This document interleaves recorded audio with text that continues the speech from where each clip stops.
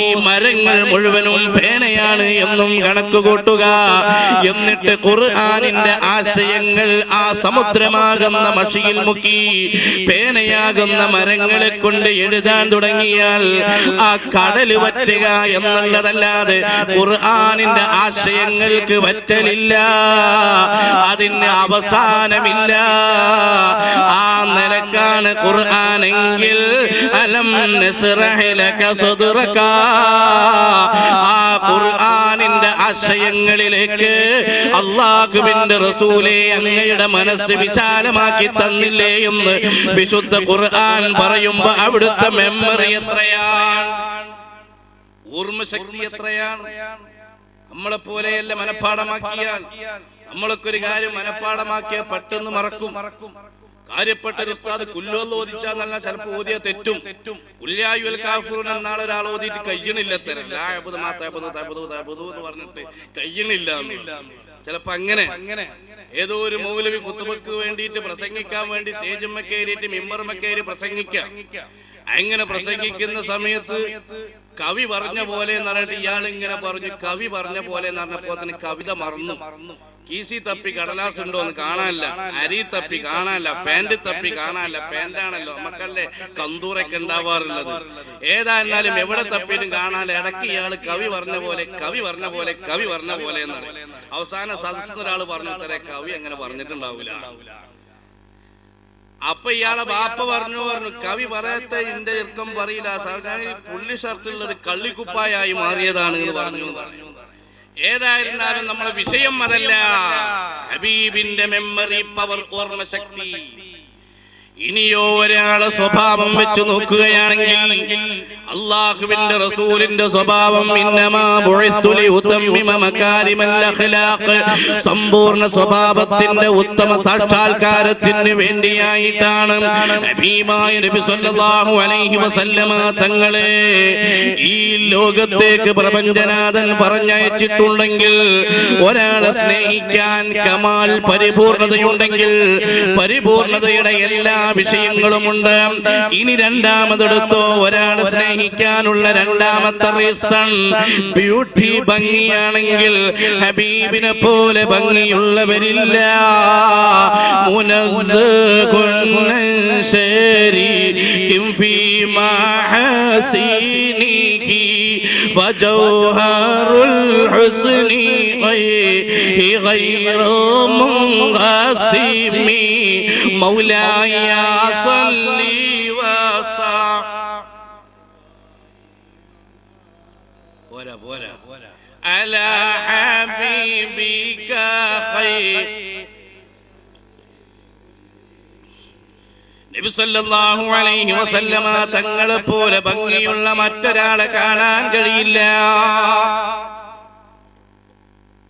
നിങ്ങൾ നോക്കൂ പ്രിയപ്പെട്ടവരെ, ഏറ്റവും കൂടുതൽ ഭംഗിയുള്ള ഒരു വ്യക്തിത്വമാണ് മഹാനായ യൂസുഫ് നബി അലൈഹിസ്സലാം. ഈജിപ്തിന്റെ ഫുഡ് മിനിസ്റ്റർ ആയിരുന്നു. ഭക്ഷ്യവകുപ്പും സ്ഥാനവും അവിടുന്ന് കൈകാര്യം ചെയ്തിരുന്ന പ്രവാചകനാണ് എന്നതോടുകൂടെ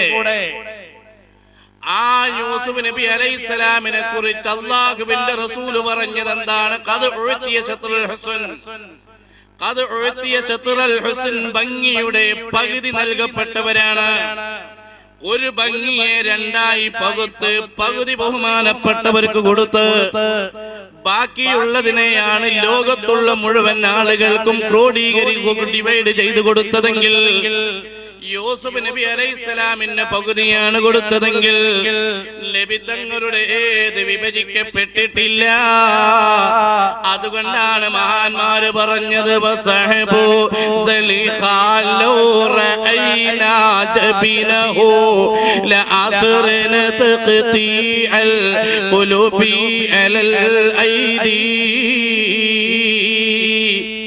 യൂസുഫ് നബി അലൈഹിസ്സലാമിനെ കുറിച്ച് ചില ദുരാരോപണം സുലൈഖ ബീവിയെ ചേർത്ത് ആ നാട്ടിലെ ചില സ്ത്രീകൾ തെറ്റിദ്ധാരണ മൂലം പറഞ്ഞു പരത്തിയപ്പോ ബഹുമാനപ്പെട്ട നബിയുള്ളാഹി യൂസുഫ് നബി അലൈഹിസ്സലാം കഴിഞ്ഞിരുന്ന കൊട്ടാരത്തിലെ ഭരണാധികാരിയുടെ ഭാര്യയായ സുലൈഖ ബീവി തികച്ചും തെറ്റിദ്ധാരണാജനകമായ ഈ ഒരു തെറ്റിദ്ധാരണ മാറ്റിക്കൊടുക്കണം എന്ന നിലക്ക് ആരോപണം ഉന്നയിച്ച സ്ത്രീകളെയെല്ലാം വീട്ടിലേക്ക് വിളിച്ചു വരുത്തി.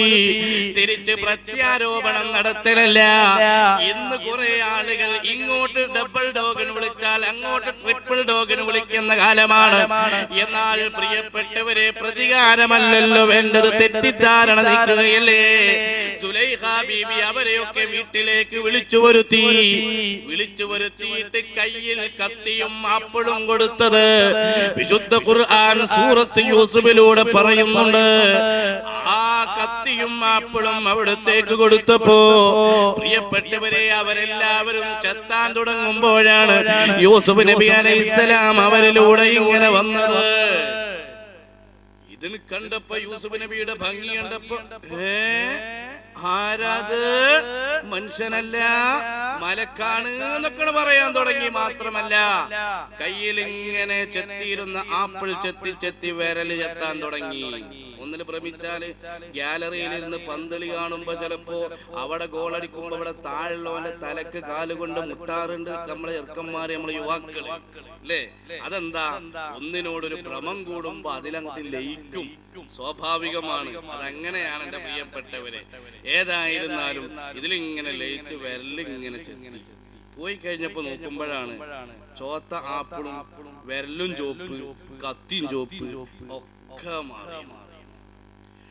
ആ സ്ത്രീകളുണ്ടല്ലോ വസഹബു സലിഖാലൂറ ഐനാജബീനഹു ലഅതർന തഖതീഅൽ ഖുലൂബി അലൽ ഐദി. ആ സുലൈഖ ബീവിയുടെ കൂട്ടുകാരികളെങ്ങാനും നബി സല്ലല്ലാഹു അലൈഹി വസല്ലമ തങ്ങളുടെ യഥാർത്ഥ സൗന്ദര്യത്തിന്റെ നെറ്റിത്തടമങ്ങ് കണ്ടിരുന്നുവെങ്കിൽ മുഖം മുഴുവനും കാണണ്ട, അവിടുത്തെ ശറഫാക്കപ്പെട്ട നെറ്റിത്തടത്തിന്റെ സൗന്ദര്യം കണ്ടിരുന്നുവെങ്കിൽ ലഅദർന തഖതീഅൽ ഖുലൂബി അലൽ ഐദി, അവരുടെ കൽബ് മുറിക്കുമായിരുന്നേനെ. കൈയാണെന്ന് മുറിച്ചതെങ്കിൽ കൽബ് മുറിഞ്ഞു പോയി അറ്റാക്കായി മാറിയിരുന്നേനെ. ആ നിലക്ക് സൗന്ദര്യം നൽകിയിട്ടുണ്ട്. അഥവാ സൗന്ദര്യം കൊണ്ടൊരാളെ സ്നേഹിക്കുന്നുണ്ടെങ്കിൽ ആ സ്നേഹിക്കപ്പെടുന്നവരിലും മുൻപന്തിയിലുള്ളതാരാ?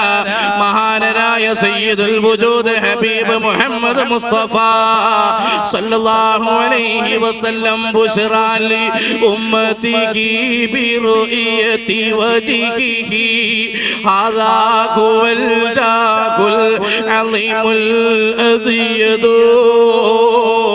അവിടുത്തെ പ്രകാശപൂരിതമായ മുഖമെങ്ങാനും കാണുക എങ്കിൽ അത് ഏറ്റവും കൂടുതൽ സന്തോഷകരമല്ലേ? അല്ലാഹു ആ ഭാഗ്യം നമുക്ക് പരലോകത്തെങ്കിലും നൽകുമാറാവട്ടെ. പ്രിയപ്പെട്ട സഹോദര സഹോദരിമാരെ, അതുകൊണ്ട് ഹബീബിനെ സ്നേഹിക്കാനുള്ള രണ്ടാമത്തെ കാരണമാണ്. ഇനി ഒരാളെ സ്നേഹിക്കുന്നത് മൂന്നാമത്തെ കാരണം നവാൽ ഔദാര്യമാണ്. നബി സല്ലല്ലാഹു അലൈഹി വസല്ലമ തങ്ങളെ പോലെ മറ്റൊരാൾക്ക് ഔദാര്യം ചെയ്ത മറ്റൊരു വ്യക്തിത്വത്തെ ലോകത്ത് കാണുകയില്ല. ആ നിലക്ക് വലിയ സൗന്ദര്യമുള്ളവരാണ്, വലിയ ആദരവുള്ളവരാണ്, വലിയ പരിപൂർണതയുള്ളവരാണ്, പല നിലക്കും ഔദാര്യം ചെയ്തവരാണ്. നോക്കൂ, ഒരാൾക്ക് അല്ലാഹു ജീവിതത്തിൽ 5 ഘട്ടങ്ങൾ തീരുമാനിച്ചിട്ടുണ്ട്. ഈ 5 ഘട്ടങ്ങളിലും ഹബീബിന്റെ ജീവിതത്തിലേക്ക് നോക്കുമ്പോ അവിടുന്ന് ഏറ്റവും കൂടുതൽ ഔദാര്യം ചെയ്തവരാണ്. നോക്കൂ എന്റെ പ്രിയപ്പെട്ട സഹോദര സഹോദരിമാരെ, ഒരാൾക്ക് അല്ലാഹു തആല 5 ഘട്ടങ്ങളാണ് കൊടുത്തിട്ടുള്ളത്. ഒന്ന്, ആത്മാവിന്റെ ലോകത്തൊരു ജീവിതം. ആദം നബി അലൈഹിസ്സലാമിന്റെ മുതുകിൽ നിന്നും പുറന്തള്ളപ്പെട്ട് ഒരു ഓപ്പൺ ഡിബേറ്റിംഗിന്റെ വിഷയം വിശുദ്ധ ഖുർആൻ സൂറത്ത് അഅറാഫിലൂടെ മാലോകരെ പഠിപ്പിക്കുന്നുണ്ട്. ആത്മാവിന്റെ ലോകത്ത് നമ്മളൊക്കെ അവിടുന്ന് ജീവിച്ചു. ഞാൻ നിങ്ങളുടെ രക്ഷിതാവല്ലയോ എന്നൊക്കെ ചോദിച്ച് അല്ലാഹു തആല നമ്മോടൊരു മുഖാമുഖം നടന്നു. മുഖാമുഖല്ല, നമ്മളോട് ഒരു സംഭാഷണം നടത്തി. മുഖാമുഖം നടത്തണമെങ്കിൽ രണ്ടാക്കും മുഖമാണല്ലോ അല്ലേ? അല്ലാഹു തആലാക്ക് മുഖമില്ല, കൈകാലുകളില്ല, മറച്ചിലിരിക്കുകയല്ലല്ലോ ചില ആളുകൾ പറയുന്നത് പോലെ. പ്രിയപ്പെട്ട സഹോദരന്മാരെ, ഒരു ജീവിതം മതി. രണ്ടാമത് മാതാവിന്റെ ഗർഭാശയത്തിൽ നിന്നും പുറന്തള്ളപ്പെട്ട് ഖബർ എന്ന കല്ലറയിലേക്ക് പോകുന്നതിന്റെ ഇടയിലുള്ള തുച്ഛമായ പ്രയാണ കാലയളവ്, അതിലാണ് നമ്മളൊക്കെ നിലകൊള്ളുന്നത്.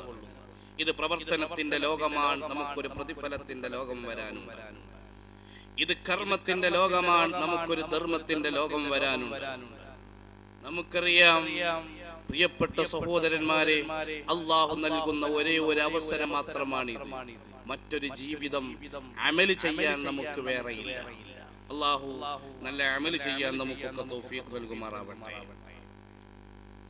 മൂന്നാമത്, ഖബർ എന്ന കല്ലറയിൽ ഇസ്രാഫീൽ അലൈഹിസ്സലാം ഊതുന്നത് വരെയുള്ള കാലയളവ്. ഇസ്രാഫീൽ അലൈഹിസ്സലാം സൂർ എന്ന കാഹളത്തിൽ ഊതിയത് മുതൽ സ്വർഗ നരക റിക്രൂട്ട്മെന്റ് നടക്കുന്നതിന്റെ ഇടയിലുള്ള കാലയളവ് മഹ്ശർ എന്ന് പറയും. ഇതാണ് നാലാമത്തെ ഘട്ടം. അഞ്ചാമത്തെ ഘട്ടം, അവിടുന്ന് അങ്ങ് അനന്തമായി അനവരതം മനുസ്യൂതം തുടർന്നുകൊണ്ടിരിക്കുന്ന അൺലിമിറ്റായ വിശാലമായ ജീവിതം. ഇങ്ങനെ 5 ഘട്ടമാണ് ഒരാൾക്കുള്ളതെങ്കിൽ, ഈ 5 ഘട്ടങ്ങളിലും ഹബീബിന്റെ ജീവിതത്തിലേക്കൊന്ന് നോക്കുക. നബി സല്ലല്ലാഹു അലൈഹി വസല്ലമ തങ്ങളുടെ ജീവിതം എങ്ങനെയായിരുന്നു? മറ്റുള്ളവർ നബി തങ്ങളെ കൊണ്ട്